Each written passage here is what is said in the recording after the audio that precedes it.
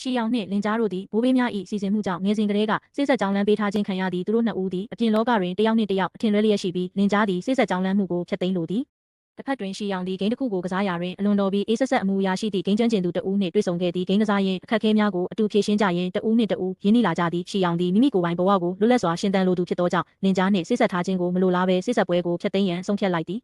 ရှီအောင်ကစိတ်ဆက်ပွဲဖြတ်သိမ်းရန်ကြိုးပမ်းနေချိန်တွင်လင်ကြား၏မိသားစုအတွင်းမှအခွင့်အရေးသမားလျံမူမူကဤအကြောင်းကိုသိရှိသွားပြီးလင်ကြား၏အဖိုးထံသတင်းပေးလိုက်သည်လင်ကြား၏အဖိုးသည်သူတို့နှစ်ဦးကိုလမ်းမခွဲစေလိုသောကြောင့်အသေးအတန်ဖျားနာဟန်ဆောင်ကရှီအောင်နှင့်လင်ကြားကိုစိတ်ဆက်ကြောင်းလမ်းမှုဆက်လက်ထားရှိစေရန်အတင်းအကျပ်ဖိအားပေးသည့်ထို့ကြောင့်သူတို့နှစ်ဦးသည်စိတ်ဆက်ပွဲကိုခိတ္တရဆိုင်ထားရန်သာနီလန့်ရှာကြရသည်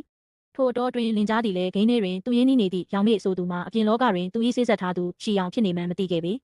ကျောင်းတွင်အားကစားပြိုင်ပွဲများကောလာဟာလများဥပမာလင်ကြားနှင့်အခြားမိန်းကလေးတဦး၏ပတ်သက်မှုကဲ့သို့တို့ကြောင့်ရှီအောင်စိတ်ဒုက္ခရောက်ရသည်ထိုအချိန်တွင်လင်ကြားကနောက်ွယ်မှအမြဲဆောင်ရှောက်ပေးခြင်းရှီအောင်၏ကြံ့ခိုင်မှုကိုလေးစားခြင်းတို့ကြောင့်သူ၏သဘောထားများပြောင်းလဲလာသည်ရှီအောင်၏အတိတ်ဘဝနှင့်မိခင်နှင့်ပတ်သက်သောနာကျင်မှုများကိုလင်ကြားသိရှိသွားပြီးနောက်တွင်မူနှစ်ဦးကြားကအထင်လွဲမှုများပျောက်ကွယ်သွားသည်